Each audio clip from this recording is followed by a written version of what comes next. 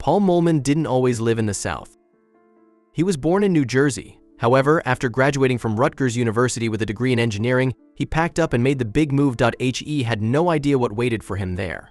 On a bright winter morning in the last week of November of 2019, Paul was resting when he heard a thud coming from his roommate's bedroom. It sounded like something fell, something heavy, he said. But his roommate wasn't home. Paul was rightly unsettled by this sound, so he got up to investigate. He opened the door to his roommate's bedroom and cautiously entered, having no idea about the strange sight that awaited him. Inside the room, he noticed an out-of-place arrangement. There was a pipe that he didn't recognize lying on the floor.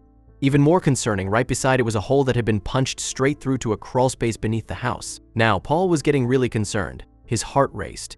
He peered through the hole and looked into the crawlspace. He was met with the shock of his life. Staring back at him from the hole was a single eye. His worst fears had been realized. There was a person down there. It was a Caucasian dude. He was wearing a shirt. He had no shoes on, Paul remarked. Paul realized the situation was rapidly escalating. He had to take some more serious steps to protect himself and his home. Grabbing his .22 caliber firearm, he informed the man that he was in possession of a gun.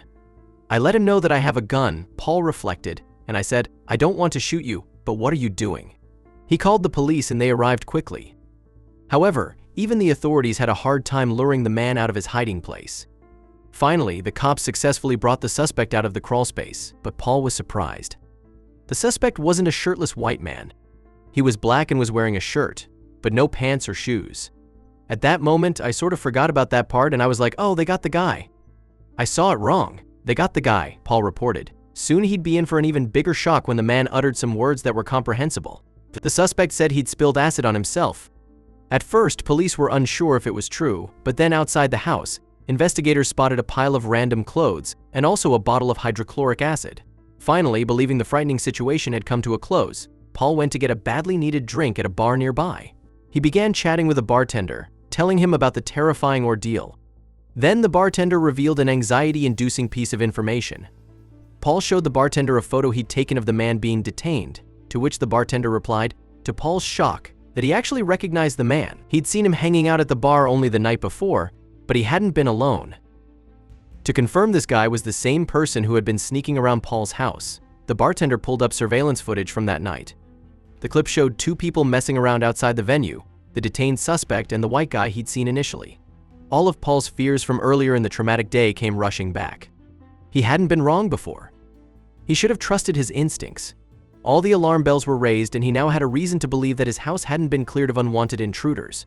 The homeowner phoned the police for a second time that day. Authorities reviewed the surveillance footage for themselves and then turned to Paul's house to execute a second search. They found the crawl space below to be empty, but this wasn't the end of the fiasco. Paul went to sleep, still feeling slightly uneasy, but having faith that the officials had done their jobs. Hours later, he woke up feeling unusually cold and went to check out the wires controlling the house's heat.